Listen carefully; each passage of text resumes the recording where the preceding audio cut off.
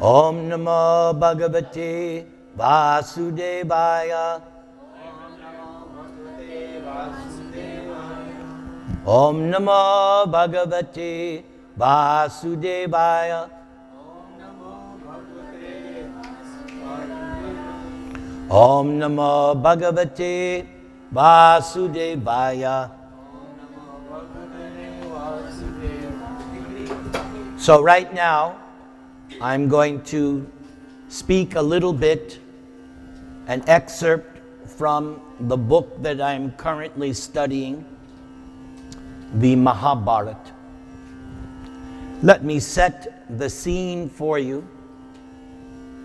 The scene is, first of all, how many years did the Pandavas stay in exile? Nobody knows? 7? 13. And the last year was significant because? Yes, very good. They had to live without being discovered. And where did they spend? Where were they that last year incognito? Where were they? They stayed in a kingdom. Whose kingdom? The kingdom of Virat. And they all took different disguises. Yudhishthira took the disguise name as Kanka. And he approached King Virat and said, I used to be a confidential servant of Yudhishthira. Now, question. What was it? Why did the Pandavas lose their kingdom? What sin did they commit that they lost the kingdom? They played the game for which they had to. Yes, what game was that? It's called Yes, gambling, dice, which is a sin, isn't it, for us? Not for them, but we are not supposed to gamble.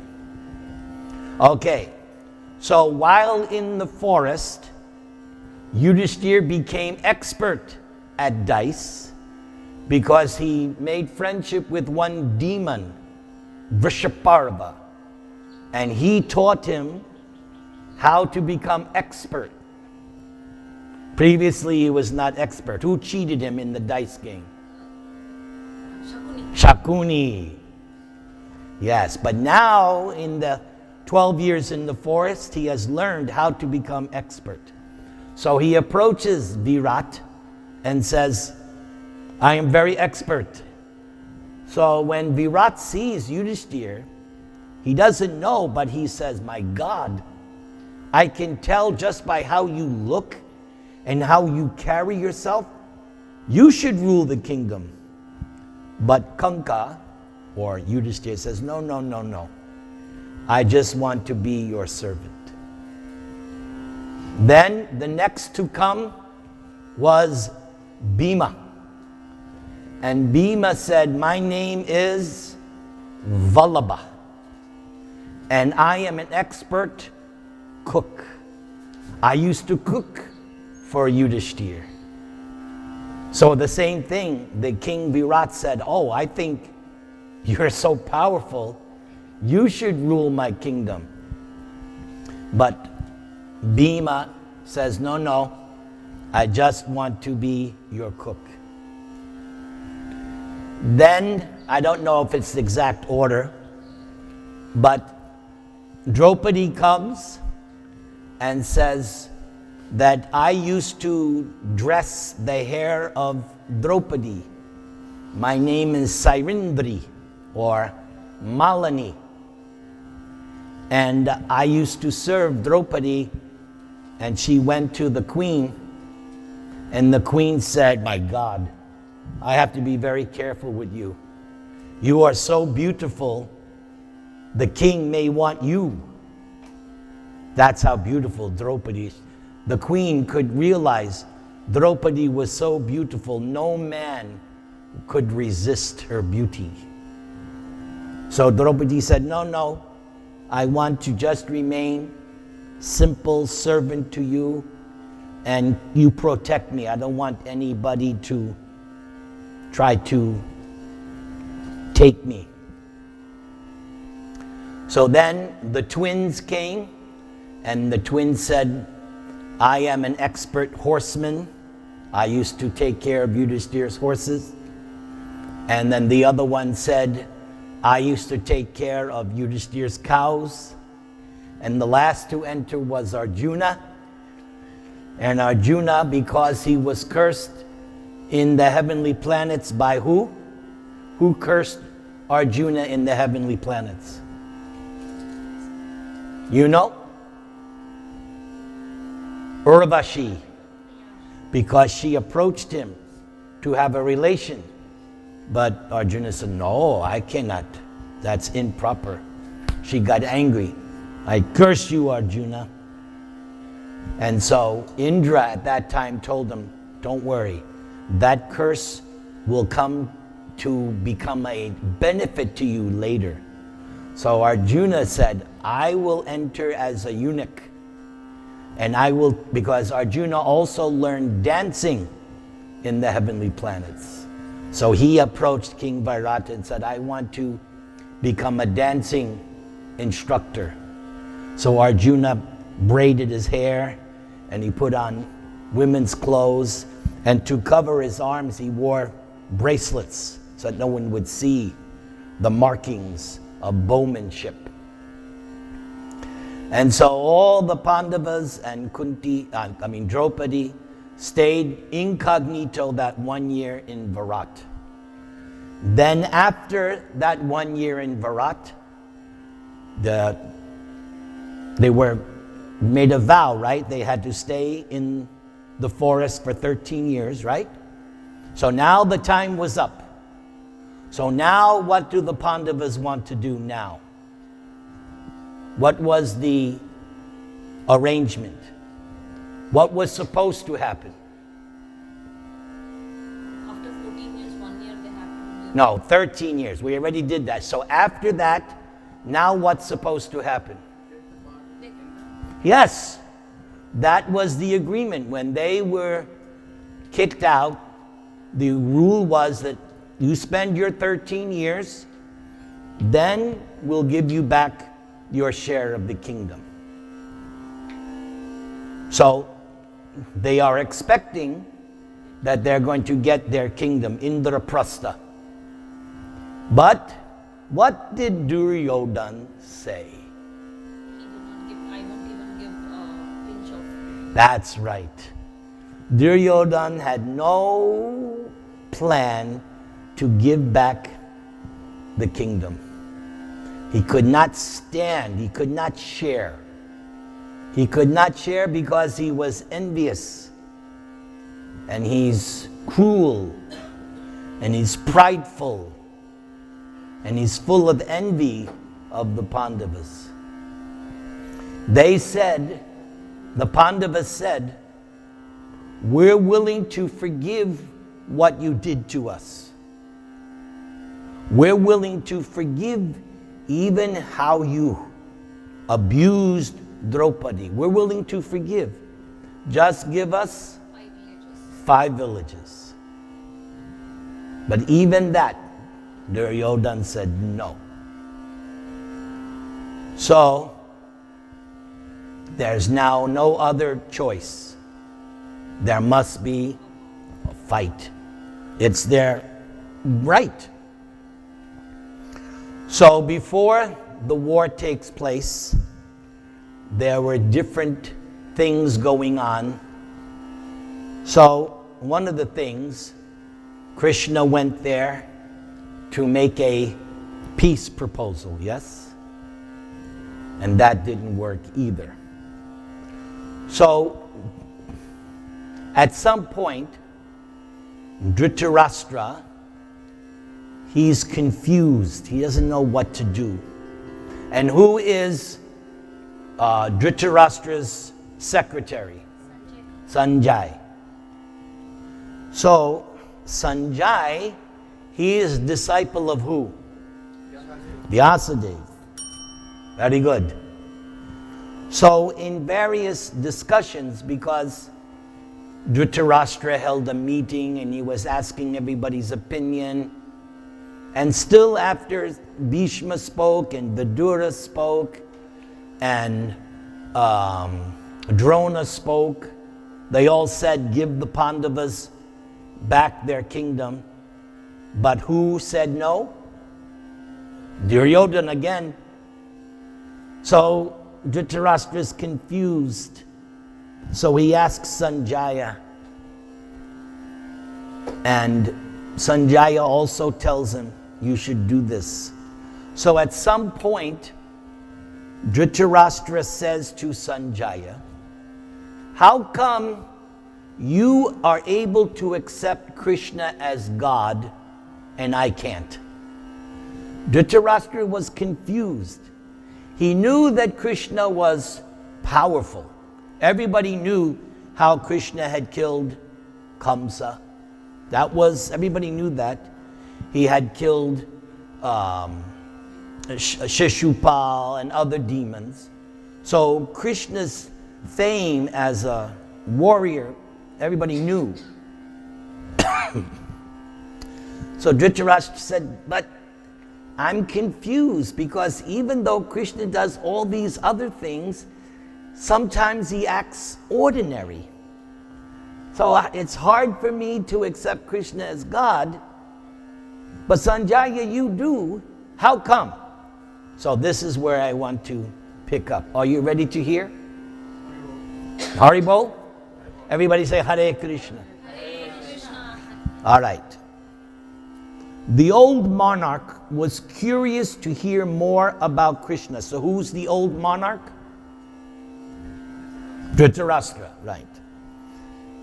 He had always known that his secretary accepted Krishna as the supreme deity, because there are many deities. In one angle of vision, you could say Shiva is a deity, Durga, all the demigods, but Krishna is the supreme deity. That's important. There are many deities, but Krishna is supreme. Is that stated in Bhagavad Gita? Yes, more than once. It's stated in Bhagavad Gita by Krishna and by Arjuna also. And when Arjuna says that Krishna is the supreme deity, he says, not just me, Vyasadeva says, Devala says, he named other rishis, not just Arjuna's opinion. Sanjay also, yes, at the end. And of course, because he's asking Sanjay, how come you accept? Sanjaya was the disciple of who? Vyasadeva, who himself worshipped Krishna. That's interesting.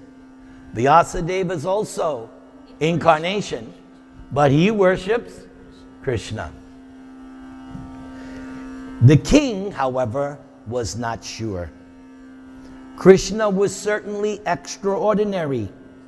It was astonishing how he had killed so many powerful demons. And the rishis also praised Krishna as the original divinity.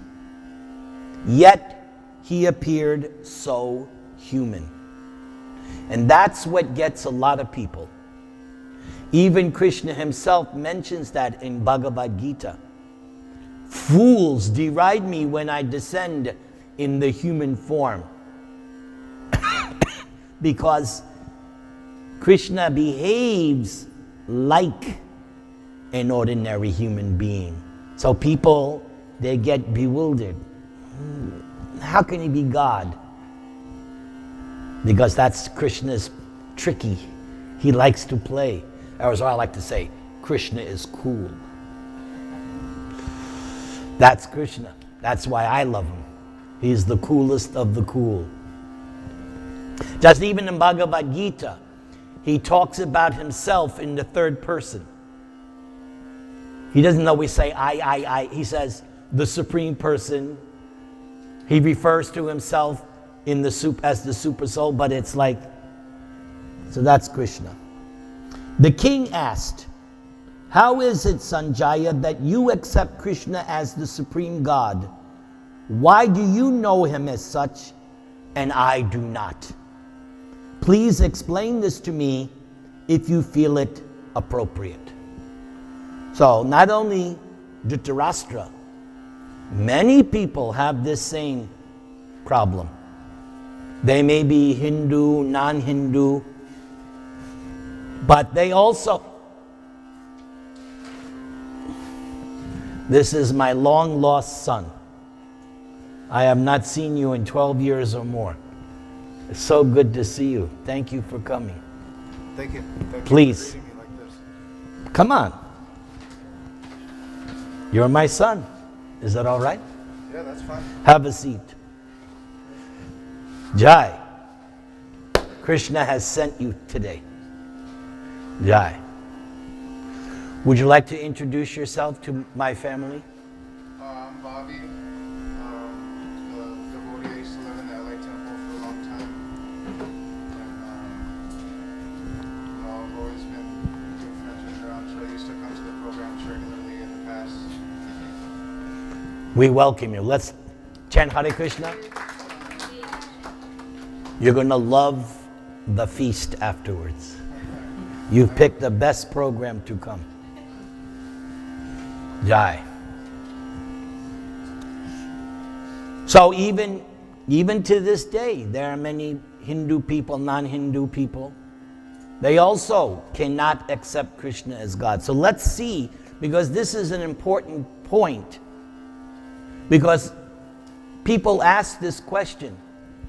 There is a kind of philosopher known as agnostic. They don't say God doesn't exist, and they don't say he does exist. They say, I'll believe in God when he shows up on my cell phone. When I see a selfie of God, like Krishna's going to take a selfie. Or I'll believe in God when he's there at the Super Bowl. I'll believe in God when he comes at the United Nations. Some people are like that. That's when I'll believe. As if God, you're so important that God has to personally come to you and then you'll believe him. But that's how some people are. I've met many such people. I'll believe it when I see it. Okay. So let's see how Sanjaya answers Dhritarashtra's question. How come you accept Krishna as God and I don't? Here's what Sanjaya says. Those who are too attached to matter cannot know that great personality. So that's the first point. And this is the same thing that's mentioned in the Bhagavad Gita, in the Srimad Bhagavatam. If you're too attached to enjoying the material world, that disqualifies you from understanding God. So that's the first thing. That's why any yoga, real yoga, not this modern day boga yoga. I'm talking about authentic yoga that has been taught for millions of years, not this new Hollywood yoga, cheap yoga. They go around and they think they're spiritual, but they're attached to matter. So this is the teaching of Bhagavad Gita. You have to become detached. And that was Dhritarashtra's problem. He was too attached to two things. What was Dhritarashtra too attached to? What two things? His son and the kingdom. Perfect answer. He didn't want to give up. He was the monarch. He didn't want to have to give it up. And too attached to Duryodhana. To them, Krishna remains a mystery, or they simply do not accept his existence as God. Like you'll hear many people, oh yes, Krishna was a great lover. or Krishna was a great warrior. They'll accept, yeah, he was, but he's not God. No, no, no, no. Now Sanjaya continues. I am not enamored with material things, and I keep my desires in check. Ravan, did he keep his desires in check? What was his worst desire? Right? Everybody was, even his own people were telling him, give up this attachment to Sita. Right? When the battle started, he sent one son after another. What happened? Dead, yes. His ministers, everybody was telling him, you're losing everything because you're attached to this woman. Ravan had thousands of women. Every night he had a different woman. But he could not give up attachment to Sita. Can't blame him, because Sita is who? Goddess of fortune. Compared to all other women, that's like comparing a toy bicycle to a Mercedes. There's no comparison. So you can't hardly blame him, but he should have become free from that attachment. But Sanjaya says, I have kept my desires in check. We learn from the Vedas that how, Bhagavad Gita, Krishna says, desires are ever coming like waves, right? The waves of the ocean, that's how desires are, one after another. One of the symptoms of a Brahmin, Dhamma Shama Dhamma, sense control, mind control. You don't just give in to your desires. If you want to be a cultured human being, you have to, as Sanjay, check. Because not all desires are good, are they? Just because you have a desire, that's nothing. You have to ask yourself, is this a good desire or a bad? That's the whole game of human life, knowing which desires to pursue and which desires to reject. Because depending on your desire, things are going to turn out. So that's something important. Learning to distinguish which desires I should pursue and which desires I should ignore. At the same time, I carefully study the Vedas. So that's also important. Your father, where is he today? He's here? He's listening to your lecture. Okay, Haribol Kamlesh. So, your father impresses that upon you, does he not? He impresses carefully studying the Vedas, yes? And which book is the gist of all the Vedas? Very good. Bhagavad Gita. I carefully study the Vedas and faithfully hear from holy men. So that's another thing. Hearing from persons who practice the Vedas. That's what makes one a holy man. Not just because he has knowledge, but it's somebody who practices what they preach. Just like your professors in school, they may be very knowledgeable, but they may not necessarily practice what they say. That's a different thing. That's why one, you say preacher or teacher, is more potent than another, because the potency comes from how you practice. Thus, I have been able to understand Keshava in some part. Keshava is another name for Krishna. You too may acquire this knowledge, O king. Take shelter of Krishna.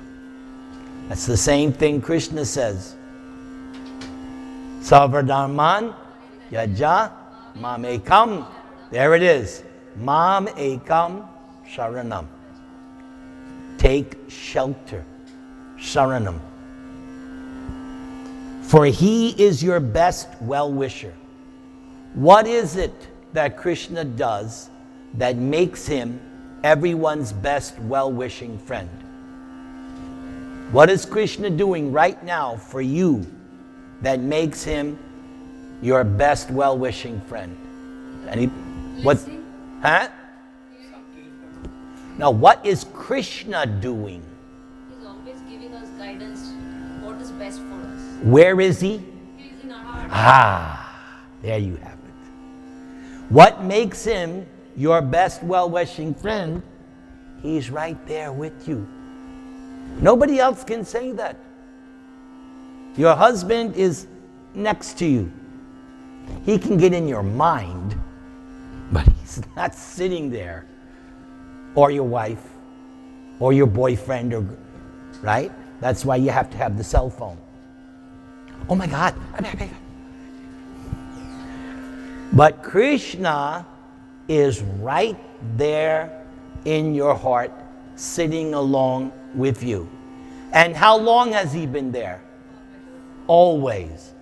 Ever since you left the spiritual kingdom, as soon as you came to this material, there he's been. From the beginning.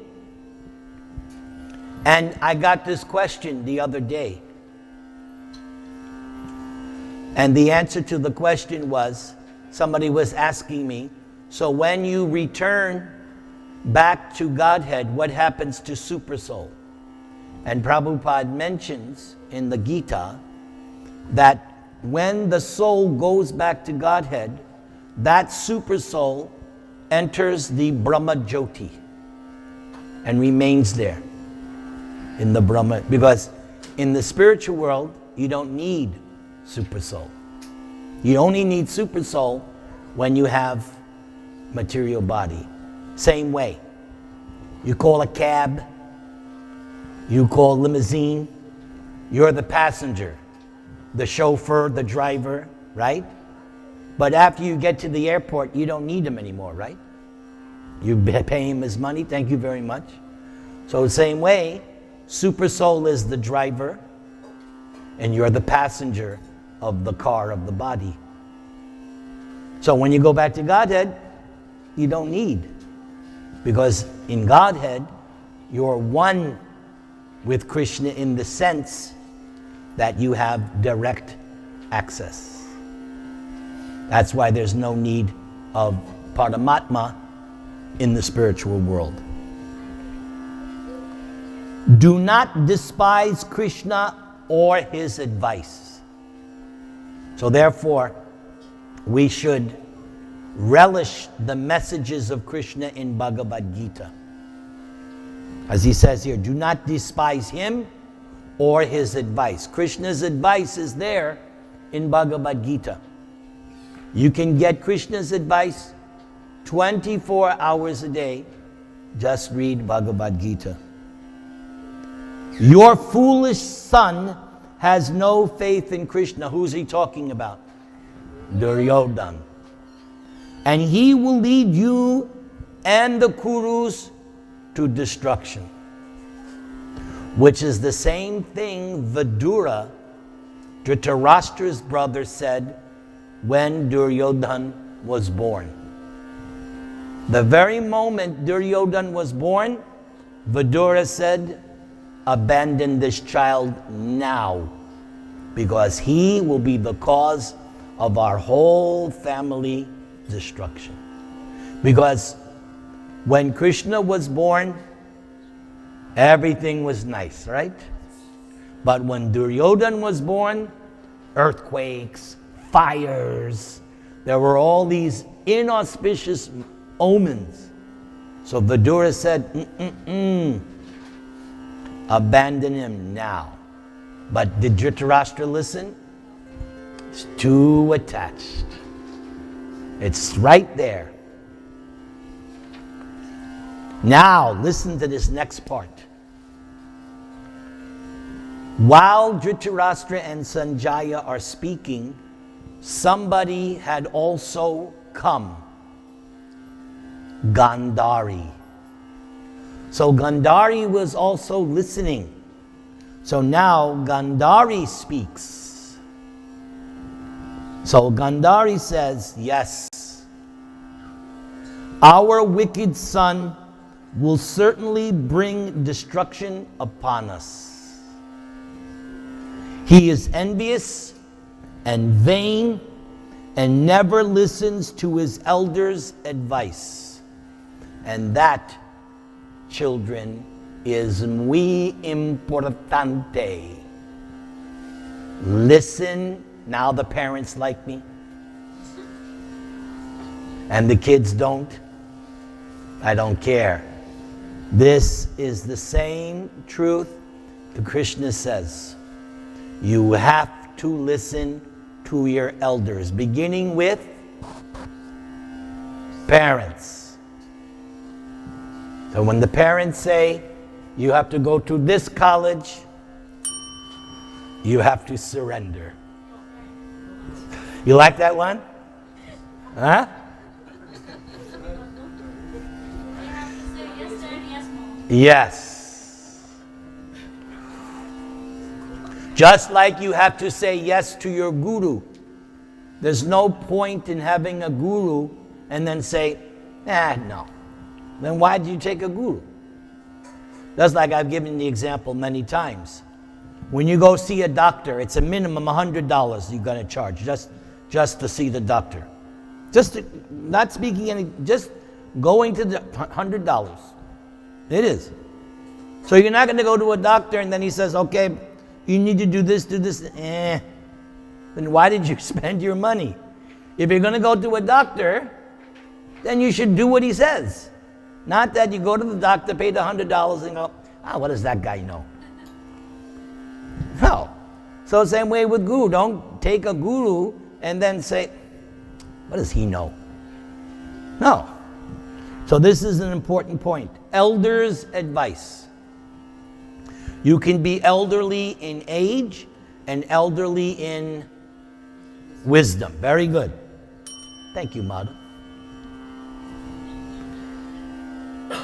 After enhancing the joy of evil men and my grief, Duryodhan will die at the hands of who? Bhima. Because when did Bhima vow that he was going to kill all of the Kauravas? Yes. During the Asat Sabha, when Draupadi was dishonored, and Bhima was going to do it right there and then, but who checked him? Yudhishthira. Krishna wasn't there. Yudhishthira checked him. You can sit here. Sit here, come on. Hare Krishna. So Bhima vowed, I am going to kill all of the Kauravas. 100. Who was the last to go? Who was the last one? Duryodhan. He was the last one. Only then will he remember his father's words, because just prior to this, Dhritarashtra told him, don't fight. Because everybody who spoke in the assembly all said, yes, we're going to lose. Bhishma said we're going to lose. Drona said we're going to lose. Kripa, the great elders were all telling Dhritarashtra. But no matter what the elders said, Duryodhana said, don't worry about it. I'm equal. Me and Karna alone can take care of these Pandavas. They're nothing. They're mere mortals. And so many of them said, not only are the Pandavas, like one of them said, Arjuna alone can destroy our whole family. And then one of them said, but what worries me the most is somebody else. Yes. The fact that Krishna was on the side of the Pandavas, that was like slam dunk. No way. But Duryodhana, no. Duryodhana's too proud and he has too much opinion of his own talents and abilities. Who are these Pandavas? And it was pointed out that the demigods were going to help the Pandavas. And Duryodhana, very not intelligent, said, demigods? They're not going to get involved in some petty war amongst human beings. We're just human beings here. They're wrong. That's a miscalculation. And Krishna was on the side. Vyasadeva, seated on an elevated seat, spread with silk cushions, said, O king. So, what's the relationship between Vyasadeva and Dhritarashtra? Son and father. Yes, father and son, son and father. O king, you are dear to Krishna. Listen to my advice. Hear carefully from Sanjaya. He can tell you the path by which Krishna can be known and accepted as one's shelter. Only due to excessive desire and hatred are men denied knowledge of God. That's an important point. So this is Vyasadeva, the author, the compiler of all the Hindu scriptures. Due to excessive desire and hatred, men are denied knowledge of God, because that was the original question. So you have to become free from materialistic, illicit desires, and you have to give up hatred. Same thing is mentioned in Bhagavad Gita several times. Coveting wealth and fame in this world, almost all men are fully absorbed in illusion. Coveting wealth. I gotta have more. That my neighbor's got a Mercedes? No, I'm gonna get a Bentley. Coveting wealth and fame. I must become famous. And they chant my name wherever I go. Kobe. I must become famous. So Vyasadeva says they're absorbed in illusion. Thus they come under the control of death again and again. A wise man therefore gives up all attachments and takes to the path of liberation, which leads ultimately to Krishna. The path of liberation. The path of liberation is the path you are on. Are you all devotees? Are you doing devotional service? Then you're on the path of liberation. That is confirmed in Bhagavad Gita. Krishna consciousness is the path of liberation. I'll stop there. Everybody chant the Maha Mantra, please. Hare Krishna, Krishna Krishna, Hare Hare, Hare Rama,